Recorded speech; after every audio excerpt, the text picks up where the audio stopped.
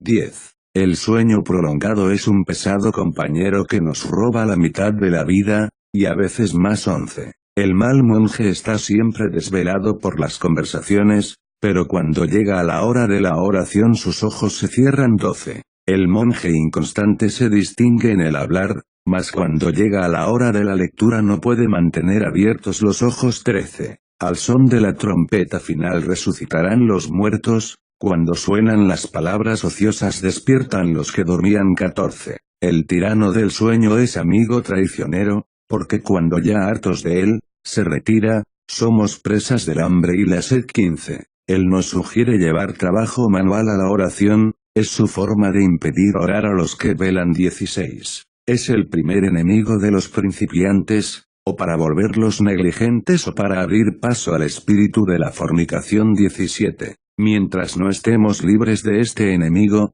no dejemos de cantar en compañía, ya que nos avergonzaría dormir ante otros. El perro es enemigo de la liebre, y el orgullo lo es del sueño. 18. Cuando la jornada finaliza el comerciante se sienta y cuenta sus beneficios, lo mismo hace el buen monje al terminar el oficio de los salmos. 19. Después de la oración vigila, y verás cuadrillas de demonios, que por haber sido combatidos en la oración, nos asaltan luego con pensamientos e imágenes. Vela, pues, a fin de reconocer a los que en un instante nos pueden robar lo ganado en mucho tiempo. Así es como hacen andar a los monjes cual cangrejos, ya hacia adelante, ya hacia atrás. 20. Puede suceder que aún en sueños repitamos por costumbre los versos de los salmos. Pero también es posible que los mismos demonios los provoquen, para que nos enorgullezcamos. Hay un tercer tipo de sueño, que yo no mencionaría si no me viera compelido a ello, el alma que medita continuamente la palabra del Señor, también en sueños la ejercita. Es una recompensa ya que evita imágenes y malos sueños. 20º escalón, de la pusilánime 1. Los que se acogen a la vida monacal no suelen ser presa del temor, mas, los que moran en lugares apartados y solitarios, deben afanarse para que no se apodere de ellos ese necio temor, que es fruto de la vanagloria e hijo de la infidelidad. 2. El temor es una disposición pueril del alma que ya no es joven y que está llena de vanidad. 3. Temor es imaginar un peligro antes de que ocurra, es una pasión que entristece y desmaya nuestro corazón con la sospecha de los males que nos pueden acaecer, privándonos de toda confianza y seguridad. 4. El alma orgullosa es esclava del temor, ya que, plena de vanidosa confianza en sí misma, no merece el favor de Dios. 5. Los que lloran y los que se desesperan carecen de temor. Aquellos porque conscientes de sus pecados, ya no prestan atención a temores, estos porque, teniendo en cuenta los males presentes, no temen los futuros. Y es justo que así sea, ya que el Señor en su justicia abandona a los orgullosos mientras ampara a los que se humillan. 6. Todos los pusilánimes son vanidosos, pues, en castigo de su soberbia, Dios permite que sean presa de esta vil pasión. Pero esto no significa que todos los que carecen de temor sean humildes, puesto que los ladrones y los violadores no son humildes y sin embargo carecen de temor. 7. No dudes en pasar de noche por lugares donde has sentido temor, pues si lo haces esta pasión se afirmará con la edad. Y cuando vayas, acorázate con la oración, y cuando llegues, levanta las manos y defiéndete con el nombre de Jesús, ya que no hay armas mejores en cielo y tierra. Ya libre de ese mal, alaba a aquel que te ha liberado. Si tú eres agradecido, Él siempre te protegerá. 8. Así como uno no puede llenar su vientre con un solo bocado, así tampoco puede despedir de golpe ese temor. Cederá más rápidamente si grande es tu aflicción, el que más llora menos teme. 9. Cuando el espíritu pasa delante de mí, se erizan los pelos de mi piel, dice Elifas, Job 4, cuando describe los artificios de este demonio. A veces el cuerpo, y otras veces la razón, se estremecen ante el temor. Si la razón se impone, cerca está la cura. Solo si la contrición y el dolor por nuestros pecados es grande, estamos preparados para recibir los males que nos acaecen, entonces sí estamos libres en verdad de esta pasión. 10. No es la oscuridad ni la soledad la que arma a los demonios contra nosotros, sino la pobreza de nuestras almas. 11. A veces es Dios mismo quien nos procura esta flaqueza para aleccionarnos, ya que quien sirve al Señor solo a Él teme, y el que no teme es librado al miedo de su propia sombra. 12. Cuando un espíritu malo se presenta,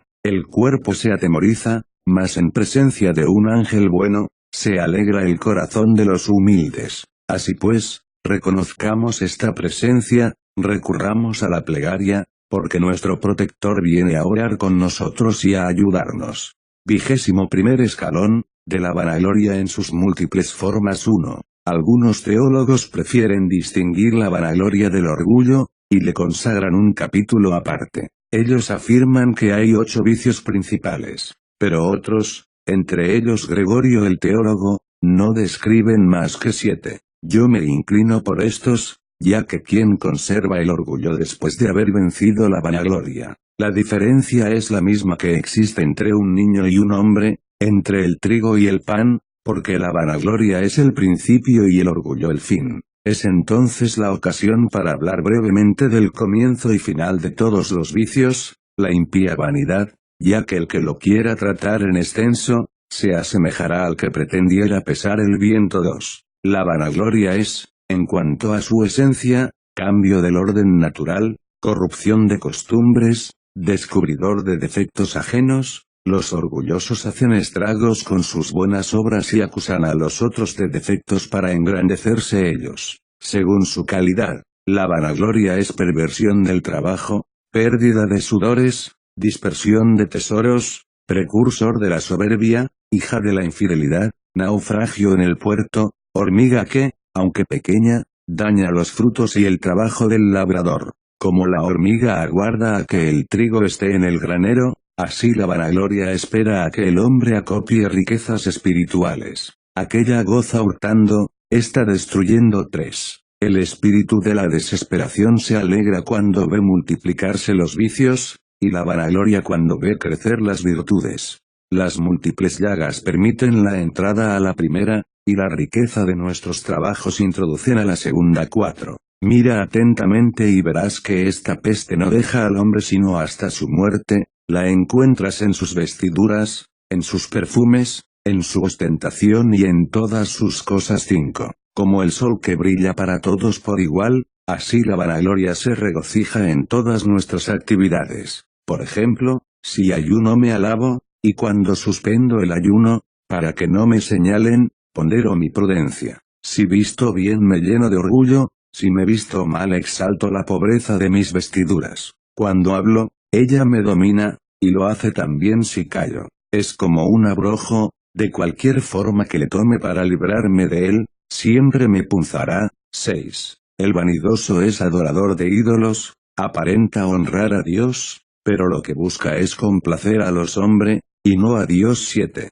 Todo amigo de la ostentación es vanidoso, su ayuno no tendrá recompensa ni su oración fruto, ya que lo hace por contentar a los hombres. 8. El monje vanidoso se perjudica 2 veces, mortifica su cuerpo con trabajos, y no recibe recompensa. 9. ¿Quién no observará al siervo de la vanagloria durante los cánticos? Sí, movido por ella unas veces ríe y otras llora. 10. Dios esconde algunas veces a nuestros ojos las virtudes que poseemos, pero ese que nos halaga, o mejor dicho nos engaña, abre nuestros ojos con sus alabanzas, y abiertos estos, nuestro tesoro se disipa. 11. El lisonjero es un servidor de los demonios, introductor del orgullo, destructor de la compunción, ruina de las virtudes, guía ciego.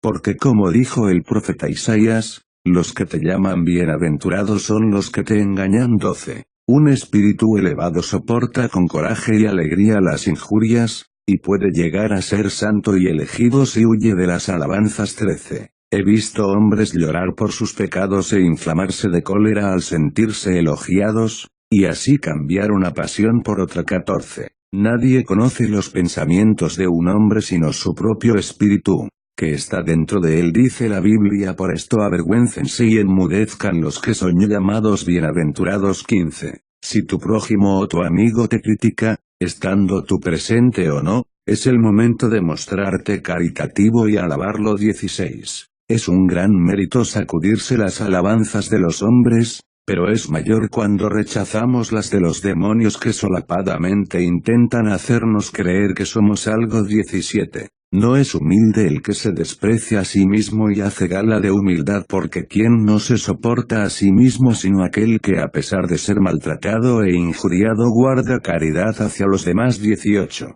Cierta vez noté que el demonio de la vanidad reveló a un monje los malos pensamientos con que había hecho prisionero a otro, para que éste, por boca del otro, oyendo lo que pasaba en su corazón, lo tuviera por profeta y lo alabase. Este es un espíritu tan poderoso que hasta puede imprimir movimiento a nuestros miembros. 19. No prestes oídos cuando este enemigo te sugiera aceptes un obispado, magisterio o doctorado, ya que es difícil ahuyentar al perro del patio del carnicero. 22º escalón, del orgullo. 1. El orgullo es una negación de Dios, una invención de los demonios, el desprecio de los hombres, la madre del enjuiciamiento al prójimo, el rechazo de las alabanzas, un indicio de esterilidad, el alejamiento de la ayuda divina, el precursor del desorden del espíritu, el agente de las caídas, una disposición a la epilepsia, la fuente de la cólera, la entrada a la hipocresía, el apoyo de los demonios, el guardián de los pecados, el agente de la ausencia de misericordia, la ignorancia de la compasión, un inquisidor amargo, un juez inhumano, un adversario de Dios, la raíz de la blasfemia. 2. El comienzo del orgullo es la vanagloria consumada, su estado intermedio es el desprecio por el prójimo, la impúdica ostentación de sus propios trabajos, la complacencia en las alabanzas, el odio a los reproches, y la consumación es el renunciamiento a la ayuda divina, la exaltación de sus propios esfuerzos. Todas ellas son costumbres diabólicas. 3. Los que no queremos caer en esta fosa, escuchemos esto, a menudo, esta pasión encuentra su alimento en la acción de gracias, pues desde el principio posee la desvergüenza de aconsejarnos negar a Dios. Vi personas que, con la boca, daban gracias a Dios, pero interiormente se glorificaban a sí mismas. Tenemos un testimonio de ello en el fariseo que decía solamente con palabras, oh Dios, te doy gracias, LC 18 y 11, 4. Allí donde sobrevino una caída, el orgullo ya se había dirigido, pues uno es índice del otro. 5. Un hombre venerable me dijo, supongamos que existieran 12 pasiones deshonrosas, si amas una de ellas y me refiero al orgullo deliberadamente, ocupará el lugar de las otras 11. 6. El monje soberbio contradice con vehemencia, pero el humilde ni siquiera se opone con la mirada. 7. El ciprés no se inclina hacia el suelo para que sus ramas corran por él, el monje con el corazón soberbio no lo hace más para adquirir obediencia. 8. El hombre de corazón soberbio tiene sed de mando, de otra manera, en efecto, no puede, o mejor aún, no quiere, perderse a sí mismo enteramente. 9. Dios resiste a los orgullosos, St. 4, 6, ¿quién, pues, podría tenerles piedad? Yahvé abomina al de corazón altivo, PR 16, 5. ¿Quién podría volver puro a un hombre semejante? 10. Lo que corrige a los orgullosos es la caída,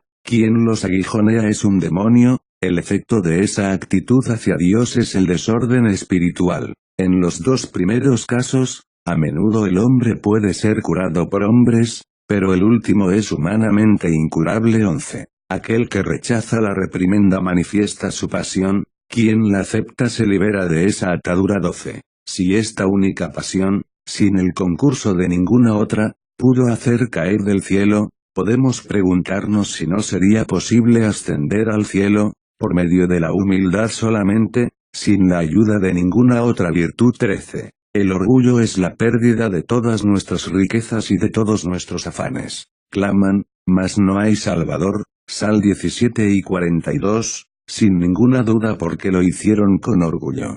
Se volvieron hacia el Señor, pero Él no los escuchó, y vid, seguramente porque no cortan de raíz las faltas contra las cuales imploran auxilio. 14. Un anciano dotado de un gran conocimiento espiritual reprendió a un hermano orgulloso, Pero en su ceguera, le respondió, perdóname, padre, no soy orgulloso. El tan sabio anciano le dijo, ¿qué mejor indicio de esta pasión podías darnos, mi pequeño, que responder, no soy orgulloso? 15. A tales hombres conviene enteramente la práctica de la sumisión, una vida más rigurosa y más humillante y la lectura de tratados de virtud sobrenatural de los padres. Pero, incluso entonces, solo existirá una pequeña esperanza de salvación para esos enfermos. 16. Es ridículo enorgullecerse de un adorno prestado, pero la locura máxima es hacer ostentación de los dones de Dios. Enorgullécete solamente de las ventajas que poseías antes de nacer.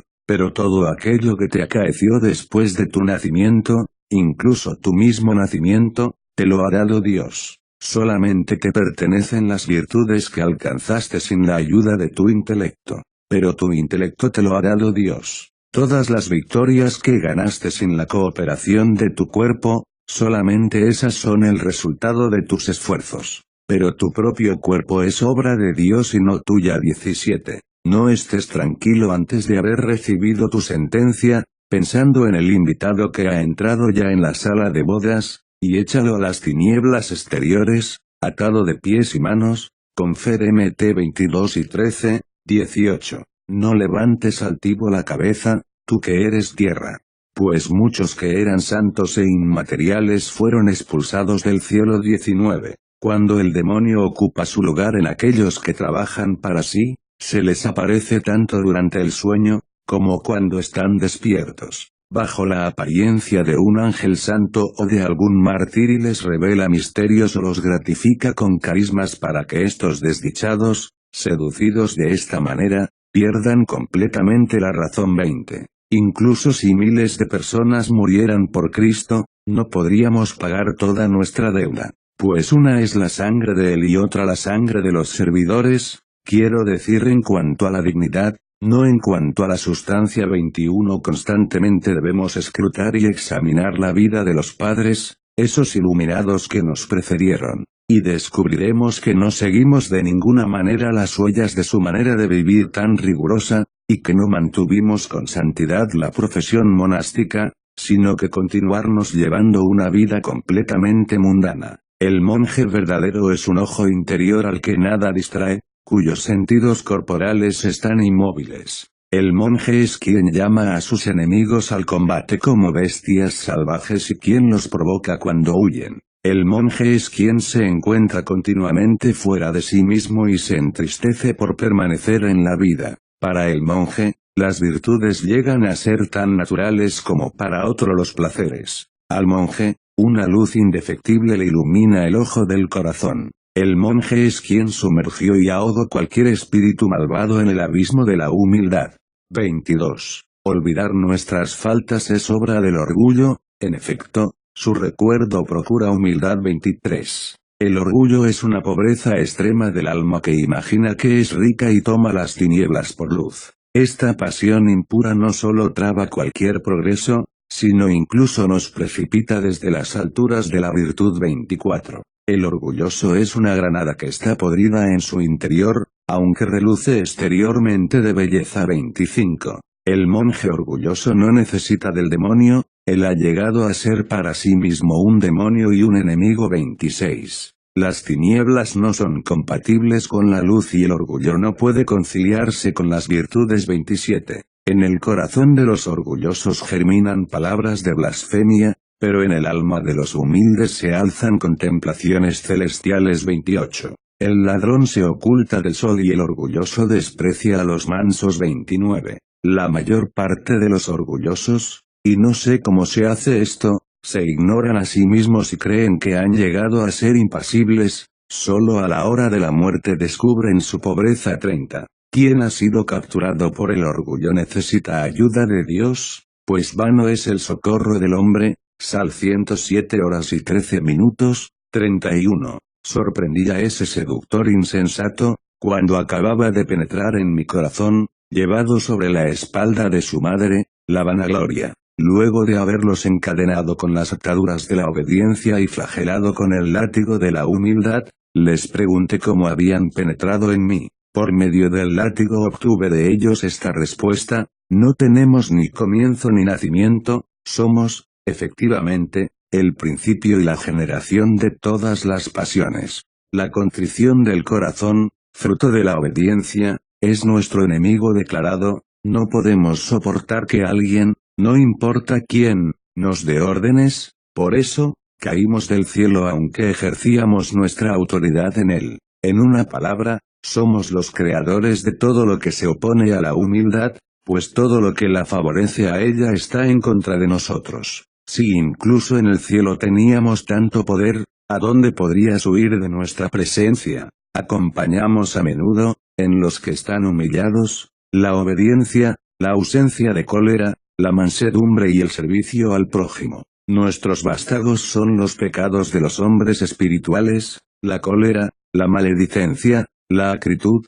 el rencor, la irascibilidad, los gritos, las blasfemias, la hipocresía, el odio, la envidia, el hábito de manejarse a sí mismo, la contradicción, la desobediencia. Solo existe una cosa contra la cual no podemos emprender nada y te la decimos, presionados por tus golpes. Si no cesas de reprenderte sinceramente ante el Señor, nos encontrarás tan débiles como una tela de araña. Pues, tú lo ves, el caballo del orgullo es la vanagloria, está montado sobre ella. Pero la santa humildad y la reprobación de sí mismo se burlan tanto del caballo como del jinete, cantando alegremente el himno de la victoria. Canto a Yahvé pues se cubrió de gloria arrojando en el mar caballo y carro. Ex 15, 1. En el abismo de la humildad, quien supere, si es posible superarlo, el 22º escalón estará lleno de fuerza. 23º escalón, de las blasfemias. 1. De lo anterior aprendimos que de una raíz y una madre funestas, surge un retoño más funesto todavía. Quiero decir que la blasfemia es engendrada por el orgullo impuro. Es necesario encaminarlo hacia la luz, pues no es un agresor corriente, sino el más cruel de nuestros adversarios y de nuestros enemigos. Y lo peor es que es difícil formular, reconocer o confesar estos pensamientos ante un médico espiritual. Por eso, esta enfermedad nefasta ha llevado a muchos al desaliento y a la desesperación, aniquilando toda esperanza. 2. Incluso a la hora indudable de los misterios, este vil enemigo se complace en blasfemar contra el Señor y los hechos santos que se llevan a cabo. Esto demuestra claramente que no es nuestra alma la que pronuncia esas palabras incalificables, impías e incomprensibles, sino ese demonio enemigo de Dios que desertó del cielo por haber proferido allí también, parece, blasfemias contra el Señor. Pues, si esas palabras irrespetuosas e inconvenientes provinieran verdaderamente de mí, ¿cómo podría adorar el don que recibo? ¿Cómo podría bendecir y maldecir al mismo tiempo? 3. Ese engañador, ese corruptor de almas condujo, a menudo, al desorden espiritual. Ningún otro pensamiento es tan difícil de confesar como este. Algunos lo dejan envejecer con ellos, pero nada le otorga más poder contra nosotros al demonio y a esos pensamientos que alimentarlos y ocultarlos en nuestro corazón sin confesarlos. 4. Nadie piense que es la causa de pensamientos blasfemos, pues el Señor conoce el secreto de los corazones y sabe que esas palabras y esas ideas no provienen de nosotros sino de nuestros enemigos. 5. La ebriedad hace titubear y el orgullo es la causa de pensamientos inconvenientes. El ebrio no se censurará por titubear, pero será castigado ciertamente por haberse embriagado. 6. En el momento de la oración, estos pensamientos impuros e incalificables nos asaltan, pero si perseveramos hasta el fin en la oración, se retiran inmediatamente, pues no acostumbran combatir con aquellos que se les resisten. 7. Este enemigo impío no se contenta con blasfemar contra Dios y contra todas las cosas divinas, sino que incluso profiere en nuestro espíritu las palabras más vergonzosas e indecentes, para hacernos abandonar la oración o ceder a la desesperanza. Separó a muchos de la oración y a muchos alejó de los misterios. 8. Este tirano cruel e inhumano destruyó por medio del disgusto los cuerpos de ciertas personas y a otros los consumió a través del ayuno, sin darles ninguna tregua. Actuó de tal manera no solo con los seglares, sino también con hombres que llevaban una vida monástica, sugiriéndoles que no había para ellos ninguna esperanza de salvación y persuadiéndolos de que se encontraban en un estado más lastimoso y más miserable que el de los infieles y los paganos. 9. Quien se encuentra atormentado por el espíritu de blasfemia y quiere librarse de él, debe comprender que su alma no es la fuente de tales pensamientos, sino que provienen del demonio impuro que un día le dijo al Señor: todo esto te daré, si postrándote me adoras. Mt 4, 9. Así, pues, llegado el momento, despreciémoslo y digámosle, sin prestar ninguna atención a sus sugestiones: apártate, Satanás, porque está escrito, al Señor tu Dios adorarás, y solo a él darás culto. Mt 4 y 10. Tu trabajo y tus conversaciones se volverán contra ti y tus blasfemias caerán sobre tu cabeza. Confer-Sal 7 y 17, desde ahora y en el mundo que vendrá. Amén. 10. Quien quiere combatir de otra manera al demonio de la blasfemia, se asemeja a un hombre que intenta retener un relámpago en sus manos. En efecto, como asir, o contradecir, o combatir lo que penetra violenta y repentinamente en el corazón, como el viento y más rápido que un relámpago profiere palabras y se desvanece inmediatamente, todos los otros enemigos hacen un alto, combaten, se demoran y le dejan tiempo a aquel que lucha contra ellos.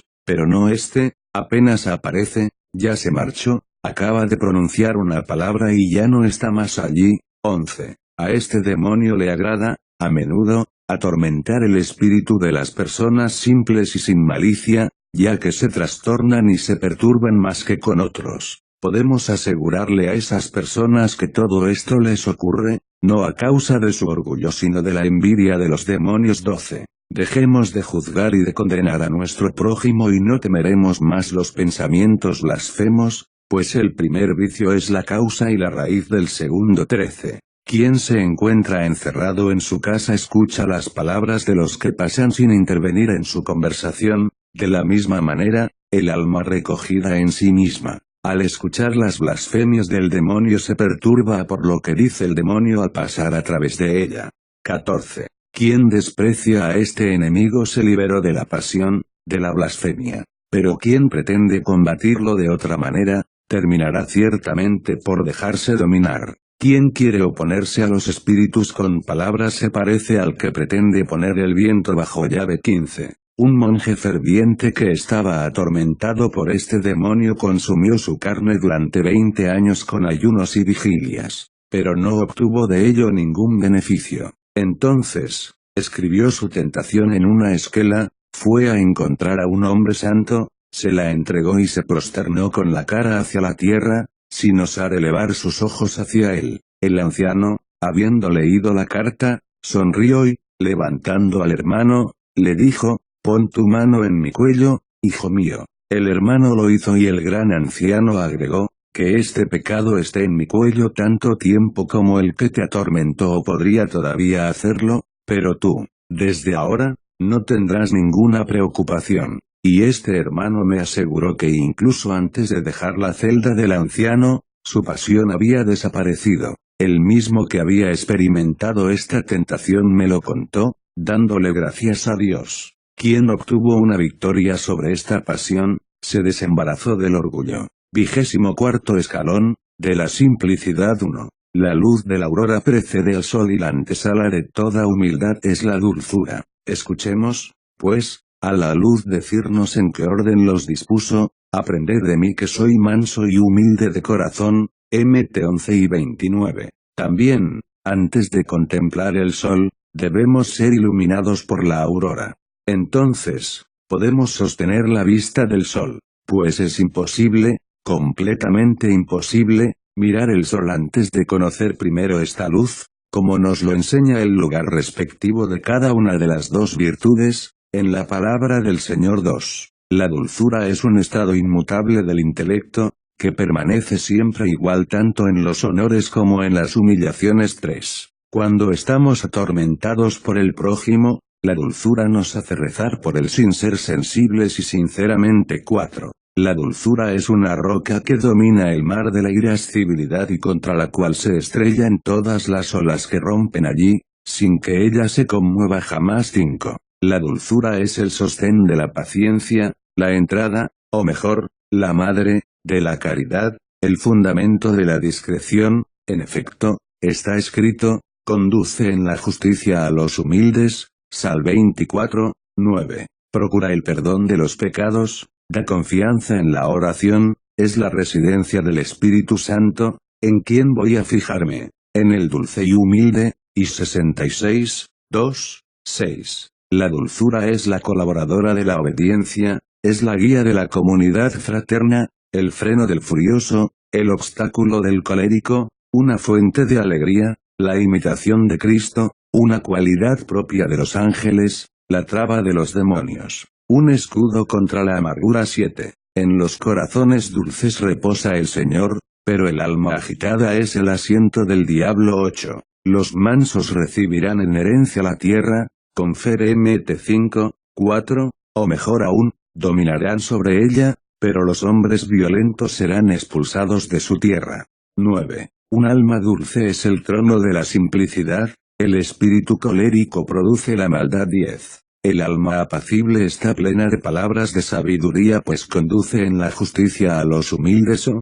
mejor, en el discernimiento. 11. El alma recta es la compañera de la humildad, el alma llena de maldad es hija del orgullo. 12. El alma de los mansos está plena de ciencia, el espíritu colérico habita entre las tinieblas y la ignorancia. 13. Un hombre encolerizado y un bribón se encontraron, era imposible descubrir una palabra sincera en su conversación. Si pusieras al desnudo el corazón del primero, encontrarías en él la locura. Mira en el alma del segundo y verás allí la maldad. 14. La simplicidad es un hábito del alma que excluye todo artificio y la inmuniza contra la malevolencia. 15. La ausencia de malicia es un estado feliz del alma exenta de toda segunda intención. 16. La primera prerrogativa de la infancia es una simplicidad exenta de artificio, en todo el tiempo que la conservó. Adán no vio la desnudez de su alma y la indecencia de su carne. 17.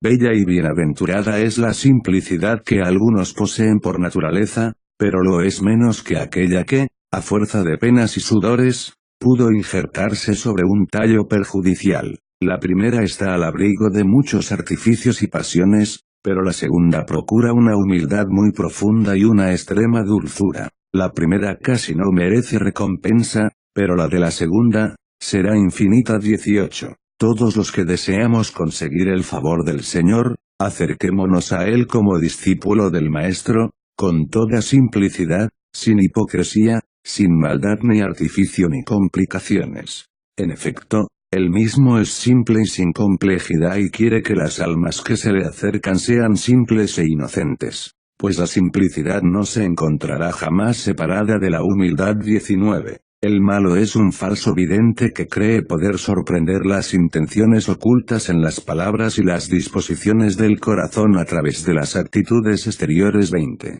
He observado que algunas almas rectas aprendieron maldad al estar en contacto con los malvados y me sorprendía que pudieran perder tan rápidamente su propiedad natural y su excelencia. Pero a esas almas les resulta tan fácil perder la gracia como a las malvadas les resulta difícil corregirse. Sin embargo, el verdadero exilio, la obediencia y el prestar atención a las palabras, a menudo tienen una gran eficacia y curan maravillosamente a los incurables. 21. Si la ciencia ensoberbece en la mayoría de los casos, confer 1,8, 1, la falta de instrucción y la ignorancia no podrían, a la inversa, traer aparejada la humildad. Sin embargo, algunos, aunque escasos, se enorgullecen de su ausencia de saber. 22. Pablo, el simple, 3 veces bendito, es un ejemplo sorprendente y un modelo perfecto de la bienaventurada simplicidad.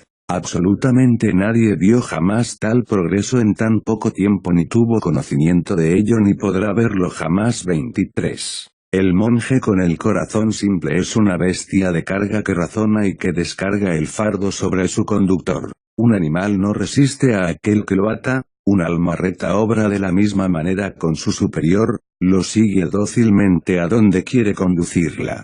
Aunque la enviara al matadero, no sabría resistir. 24. La ausencia de maldad es la pureza natural de un alma que se comporta en toda ocasión según el modo como fue creada. 25. La rectitud es un pensamiento sin complicaciones, un carácter leal, un lenguaje franco y sin disfraz. 26. Dios es amor y también rectitud. Por eso, al dirigirse al corazón puro, el sabio dice, en el Cantar de los Cantares, ¿con qué razón eres amado? Ct 1, 4, y David afirma también, bueno y recto es Yahvé, Sal 24, 8, y de aquellos que llevan su nombre, dice que serán salvados. Es el Salvador de los de recto corazón, Sal 7 y 11. E incluso, es justo Yahvé y lo justo ama y los rectos contemplarán su rostro, Sal 11, 7, 27. La malignidad es una perversión de la rectitud,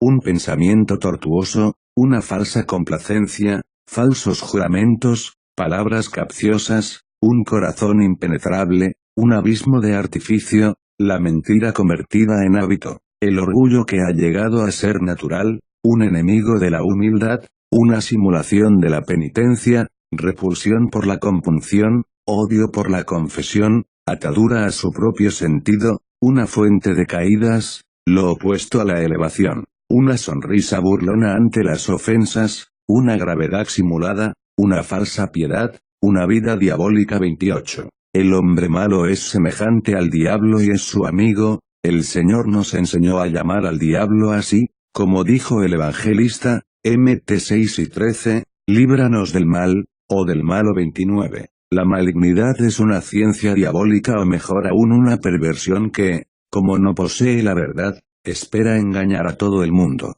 30. La hipocresía es una contradicción entre la actitud del cuerpo y la del alma, plena de todo tipo de pensamiento con doble intención. 31. Huyamos del precipicio de la hipocresía y del abismo de la duplicidad, escuchando estas palabras, serán extirpados los malvados, Sal 36, 9. Pues aridecen presto como el heno, cual la hierba tierna se marchitan, Sal 36, 2, ya que de tal naturaleza son los pastos de los demonios. 32. Es difícil para los ricos entrar en el reino, Confer Mt 9 y 23, y es igualmente difícil para los sabios entrar en la simplicidad. 33. A menudo una caída vuelve sensatos a los débiles, confiriéndoles, a pesar de sí mismos, ausencia de malicia y salvación. 34. Esfuérzate por perder tu propia sabiduría, al hacerlo encontrarás la salvación y el camino directo hacia Jesús, nuestro Señor. Amén. 25 escalón, de la humildad. 1. ¿Quién quiere describir, por medio de palabras, el sentimiento y la operación del amor del Señor de una manera clara, la santa humildad de forma apropiada, la bienaventurada pureza con veracidad, la iluminación divina con claridad, el temor de Dios sin mentiras, la certeza íntima del corazón sin error? ¿Quién se imagina que la explicación de cosas de esta naturaleza puede instruir a aquellos que no tuvieron jamás esta experiencia? Parece un hombre que quiere, por medio de palabras y de comparaciones, hacer conocer la dulzura de la miel a quien jamás la ha gustado. El segundo habla en vano, por no decir parlotea, y el primero da la impresión de no saber de qué habla o bien de haber llegado a ser juguete de la vanagloria. 2. Este escalón nos presenta un tesoro encerrado para que podamos reconocer su valor en vasos de arcilla, es decir, en nuestro cuerpo. Ningún discurso puede hacer conocer sus cualidades. La inscripción misma que lleva en la parte de arriba no puede ser asida y les da un trabajo inmenso y sin fin a aquellos que intentan explicarlo con la ayuda de palabras. Esta es la inscripción, la santa humildad. 3. Que todos aquellos que son conducidos por el Espíritu de Dios, se unan a nosotros en este consejo espiritual y pleno de sabiduría, que tiene en sus manos espirituales las tablas de la ciencia grabadas por Dios mismo. Nosotros estamos reunidos, juntos buscamos y escrutamos trabajosamente el sentido de esta preciosa inscripción. Uno dijo, es el constante olvido de las virtudes adquiridas. Otro, es estimarse como el último de los más grandes pecadores. Y otro, es reconocer en su espíritu su propia debilidad y su propia impotencia. Incluso otro, en las disputas, es adelantarse al prójimo poniendo primero fin a la cólera. Otro, es el reconocimiento de la gracia divina y de la divina misericordia. Otro todavía, es el sentimiento de un alma contrita y la renuncia a su propia voluntad. Pero yo, después de haber escuchado todo esto y después de haber reflexionado con circunspección y en calma, descubrí que no había sido posible, para mí, aprender a sentir esta virtud bienaventurada escuchando hablar de ella. Por eso, a lo último de todo, habiendo recogido lo que caía de los labios de esos padres bienaventurados y dotados de conocimientos, como un perro que recoge las migajas que caen de la mesa, di esta definición. La humildad es una gracia inefable en el alma, cuyo nombre solo es conocido por aquellos que lo aprendieron a través de la experiencia. Es una riqueza indecible, un nombre del mismo Dios y un don que proviene de él, pues ha dicho, aprended, no de un ángel, ni de un hombre, sino de mí, es decir, de mí que estoy y permanezco en vosotros con mi luz y mi gracia. Pues soy manso y humilde de corazón, de pensamientos y de espíritu, así hallaréis descanso para vuestras almas. Mt 11 y 29, 4. El aspecto de esta santa viña es uno durante el invierno de las pasiones, otro, en la primavera, cuando se forman los frutos, y todavía otro, en el tiempo de la cosecha de las virtudes. Y, sin embargo, todas estas frases concurren a una única alegría y a una única fructificación, por eso, cada uno, a su manera, posee signos y presagios seguros de los frutos que vendrán. En efecto, desde que empieza a florecer en nosotros el racimo de la santa humildad, comenzamos a odiar, no sin trabajo, toda gloria y toda alabanza humana y a desterrar de nuestra alma la irritación y la cólera. A medida que esta reina de las virtudes progresa en nuestra alma y crece espiritualmente, comenzamos a considerar como nada, o mejor aún, como una abominación, todo el bien que hemos llevado a cabo, y estimamos que nuestra culpa se agranda al dilapidar nuestros bienes sin saberlo.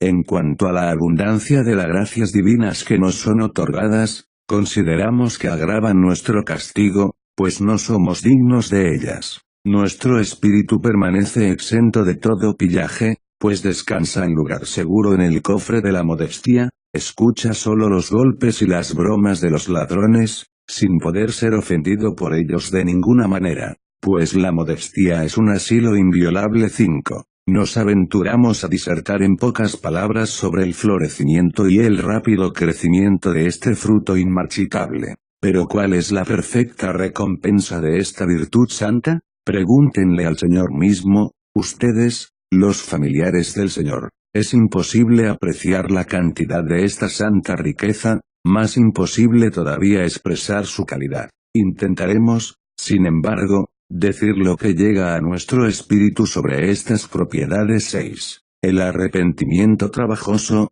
la aflicción que purifica de toda mancha y la santa humildad de los principiantes son tan diferentes una de otra como la levadura y la harina, del pan. El alma es triturada y refinada por el verdadero arrepentimiento, por medio del agua de una aflicción sincera, es conducida a una unión cierta con Dios y amasada, por así decir, con Él, sometida, luego, a la acción del fuego del Señor. Llega a ser pan, y la santa humildad toma consistencia exenta de la levadura del orgullo. También, cuando esta santa cuerda de 3 hebras, o mejor aún este arco iris, se resuelve en una sola entidad, que tiene una misma fuerza y una misma operación, adquiere caracteres y cualidades propias, y lo que designas como el signo de uno de sus elementos, es también la marca de los otros. Intentaré confirmar lo que acabo de decir a través de una breve demostración. 7. La primera y más eminente propiedad de esta excelente y admirable Trinidad es la aceptación,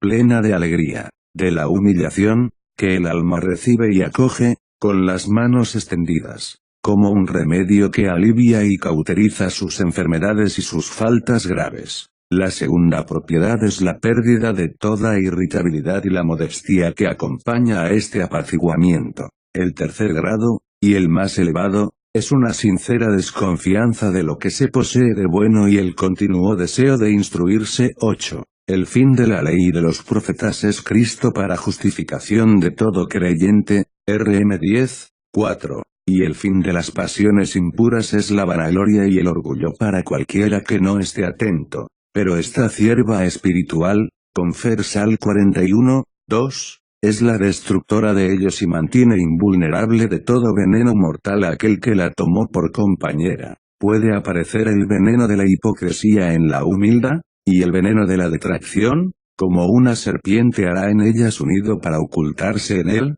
¿no será que ha sido sacada del corazón, a la vista de todos, para que muera y sea aniquilada? En aquel que tiene humildad, jamás se da ninguna apariencia de odio, ningún indicio de contradicción, ninguna veleidad de desobediencia, excepto si la fe está en duda. 9. Quien la tomó por esposa es dulce, inteligente, pleno de compunción, compasivo con todos, apacible, radiante de alegría, dócil, poco contrariado, vigilante, activo y, para decir todo, impasible. Pues en nuestra humillación se acordó de nosotros y nos libró de nuestros adversarios, Sal 135, 2324, de nuestras pasiones y de nuestras manchas. 10. El monje humilde no se introduce en los secretos inefables, por el contrario, el orgulloso quiere penetrar en los juicios de Dios. 11. Los demonios se aparecieron visiblemente a uno de los hermanos más dotados de conocimiento y le dirigieron alabanzas.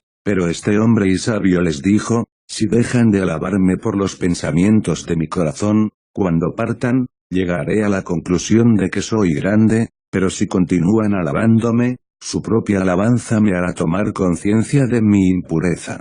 Pues Yahvé abomina al de corazón altivo, PR 16, 5. Váyanse, pues, y yo llegaré a ser grande, o bien diríjanme alabanzas y, gracias a ustedes, obtendré una humildad más grande. Sacudidos de estupor por este discurso embarazoso, desaparecieron inmediatamente. 12. Que tu alma no sea para esta agua vivificante una cisterna, por momentos desbordante y por momentos seca por el calor abrasador de la gloria y la elevación, pero que llegue a ser una fuente de impasibilidad de donde brote siempre el río de la pobreza. 13. Debes saber, amigo, que los valles producen abundancia de trigo y de frutos espirituales. El valle es el alma que permanece humilde entre las montañas, es decir, entre las virtudes espirituales, sin orgullo e inquebrantable.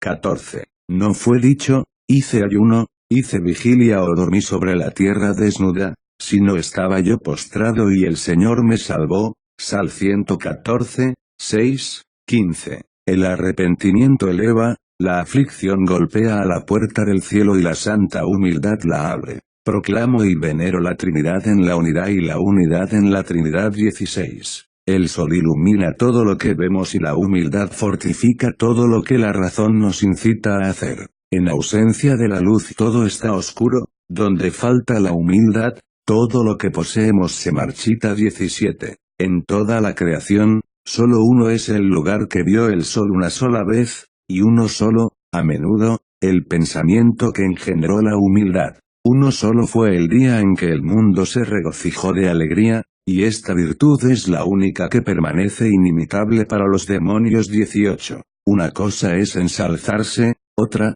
no ensalzarse y otra, humillarse. En el primer caso se juzga cada día a los otros, en el segundo no se juzga a los otros ni se condena a uno mismo, en el tercero, uno se condena a sí mismo, aunque sea inocente. 19. Una cosa es ser humilde, otra esforzarse por llegar a serlo, y otra, alabar a aquel que es humilde. Los perfectos están en el primer caso, al segundo pertenecen los verdaderos obedientes, y al tercero, todos los fieles. 20. Si alguien se humilló en su corazón, sus labios no dejarán escapar palabras orgullosas, pues la puerta no puede dar paso a lo que el tesoro no guarda. 21. Cuando el caballo está solo, a menudo se imagina que galopa, pero cuando corre con otros, descubre su lentitud. 22. Cuando nuestro pensamiento no se eleva más hacia los dones naturales, comienza a recobrar la salud, pero mientras sienta la hediondez, no podrá percibir el agradable olor del perfume. 23. Mi amado, dice la santa humildad, no censurará, no juzgará, no será autoritario, no hará ostentación de su sabiduría, hasta que esté unido a mí. Después de nuestra unión, ninguna ley nos será impuesta, confero una tonelada métrica 1:9:24. Los demonios malvados sembraron alabanzas en el corazón de un asceta que se esforzaba por adquirir la bienaventurada humildad, pero gracias a una inspiración divina, encontró el medio de vencer la malicia de los espíritus por medio de una piadosa artimaña. Escribió en la pared de su celda los nombres de las virtudes más sublimes, el amor perfecto, la humildad angelical, la oración pura, la castidad incorruptible y otras semejantes. Y cuando los pensamientos comenzaron a alabarlo, les dijo, vamos al juicio. Y, dirigiéndose a los nombres escritos, los leía y se gritaba a sí mismo, cuando poseas todas esas virtudes sabrás que lejos estás todavía de Dios. 25. No podemos describir la potencia ni la esencia de este sol, pero a partir de sus acciones y sus propiedades podemos concebir su naturaleza intrínseca. 26. La humildad es un velo divino que nos impide ver nuestras virtudes. La humildad es un abismo de desprecio de sí mismo inaccesible a cualquier ladrón. La humildad es una torre fuerte frente al enemigo. Sal 60:4. No lo ha de sorprender el enemigo, el hijo de iniquidad no lo oprimirá. Yo aplastaré a sus adversarios ante él, heriré a los que lo odian. Sal 88, 2324, 27. Además de las propiedades características que acabamos de indicar, el feliz poseedor de esta riqueza todavía posee otras en su alma, pues las primeras, excepto una, son un signo visible de esta riqueza. Reconocerás sin riesgo de equivocarte que posees en ti esta santa realidad con una abundante luz inefable, con un indecible amor por la oración. Antes de llegar a esto, el corazón no debe juzgar más las faltas de los otros, y el precursor de todo esto es el odio por toda vanagloria. 28. Quien se conoce a sí mismo con una extremada sensibilidad del alma, arroja una semilla en la tierra, pero aquellos que no sembraron así no pueden ver florecer la humildad. 29. Quien se conoce a sí mismo obtiene en su espíritu el temor de Dios y quien avanza apoyado sobre este temor alcanza la puerta del amor. 30. La humildad es la puerta del reino, que deja entrar a todos los que se aproximan. De ella, creo, hablaba el Señor cuando dijo, todos los que han venido delante de mí, son ladrones y salteadores, pero las ovejas no los escucharon. Yo soy la puerta, si uno entra por mí, estará a salvo, entrará y saldrá y encontrará pasto. JN 10, 89, 31. Los que queremos conocer nuestro estado, no cesamos de interrogarnos a nosotros mismos, y si estimamos, con un profundo sentimiento del corazón, que nuestro prójimo es mejor que nosotros, desde todo punto de vista, es que tenemos cerca la misericordia. 32. Es imposible que la nieve arda. Es todavía más imposible que la humildad exista entre los heterodoxos. Es parte de aquellos que creen con piedad y solamente cuando fueron purificados. 33. Casi todos nos consideramos pecadores y quizás lo pensamos sinceramente, pero la humillación es la que pone a prueba el corazón. 34. Aquel que se encamina hacia ese puerto tranquilo, no cesará jamás de meditar, de reflexionar y de hacer todo, por medio de sus formas de obrar, sus palabras, sus pensamientos, sus intenciones ocultas, por medio de preguntas, búsquedas, procedimientos, ingenio, oraciones, súplicas, con aplicación de espíritu y reflexión, hasta que con la ayuda de Dios, por la práctica de los ejercicios más humillantes y más viles, libera la barca de su alma del mar siempre tempestuoso del orgullo. Para el que se liberó de esta pasión, habrá, a la hora del juicio, más consideración con respecto a los otros pecados. 35. Algunos, para promover su humildad durante toda su vida, se valen del recuerdo de sus pecados del pasado, incluso de los ya perdonados y, por este medio, golpean en pleno rostro la vana estima de sí mismos. Otros piensan en la pasión de Cristo y se consideran siempre como deudores. Otros se tienen por poca cosa, a causa de sus faltas cotidianas. En otros, las tentaciones que renacen sin cesar, las debilidades y los pecados mortificaron el orgullo. Otros, por la penuria de sus gracias, alcanzaron la madre de todas las gracias. También existen todavía. No me corresponde decirlo quiénes, acerca de los propios dones de Dios, y en la medida en que estos se acrecientan, se humillan a sí mismos y pasan así su vida considerándose indignos de tales riquezas, y como si, cada día, se acrecentara su deuda. Esta es la humildad, esta, la beatitud, esta, la perfecta recompensa. 36. Cuando veas o escuches decir que alguien llegó en pocos años a la más sublime impasibilidad, deberás concluir que tomó este camino, que es un bienaventurado atajo. 37. La caridad y la humildad forman una santa asociación, la primera eleva y la segunda, sosteniendo a los que fueron elevados, no permite que caigan jamás. 38. Una cosa es la contrición, otra, el conocimiento de sí mismo, y otra, la humildad. La contrición es engendrada por una caída. Quien cae, se quiebra y se mantiene en la oración sin confianza filial, pero con una laudable desvergüenza. Como se siente agobiado, se apoya sobre el bastón de la esperanza y se sirve de él para cazar al perro de la desesperación. El conocimiento de sí mismo es una conciencia lúcida de su propia medida y un recuerdo, que no desfallece, de sus mínimos desfallecimientos. La humildad es la doctrina espiritual de Cristo, doctrina que se une, espiritualmente y en el secreto del corazón, a aquellos que fueron considerados dignos de ella, doctrina que las palabras humanas no pueden expresar. 39. Quien declara sentir plenamente en sí mismo el olor de un perfume de tal naturaleza, si se conmueve en su corazón, es solo por un corto instante, en el momento en que se ve alabado. Si se detiene a medir la fuerza de esas palabras, para no engañarse, ya fue engañado. 40. Escuche decir a alguien con profundo sentimiento del alma, no a nosotros, Yahvé, no a nosotros, sino a tu nombre da la gloria. Sal 113, 1. Pues sabía que la naturaleza humana no puede, por ser como es, recibir elogio sin perjuicio. De ti viene mi alabanza en la gran asamblea. Sal 21 y 26, es decir, en el siglo venidero, antes no puedo tolerarlo sin peligro. 41. Si el modelo terminado, la expresión perfecta y el carácter propio del máximo orgullo es fingir virtudes que no tenemos para extraer gloria de ello, el signo de la más profunda humildad es simular, a veces, para despreciarnos a nosotros mismos, defectos de los que estamos exentos. Es lo que hicieron el que tomó en sus manos pan y queso, y el otro,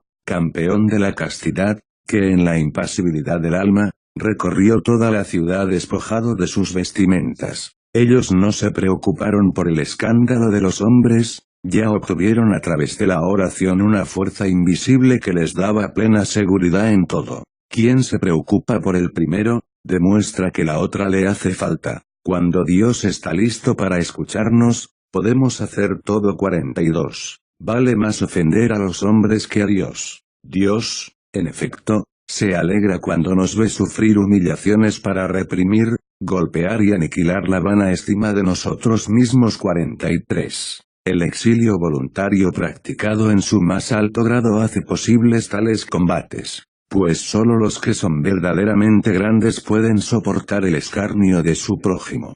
No te sorprendas de lo que acabo de decir, pues nadie puede subir jamás una escalera de un salto. 44. Todos sabemos que somos discípulos de Dios, no por el hecho de que los demonios se nos sometan, sino porque nuestros nombres están escritos en el cielo de la humildad. Confer JN 13 y 35, LC 10 y 20, 45. Así es el limonero que empuja sus ramas hacia lo alto cuando es estéril, pero cuanto más se inclinan hacia el suelo, tanto más se carga de frutos. Quien tenga algo de inteligencia captará el significado de esto.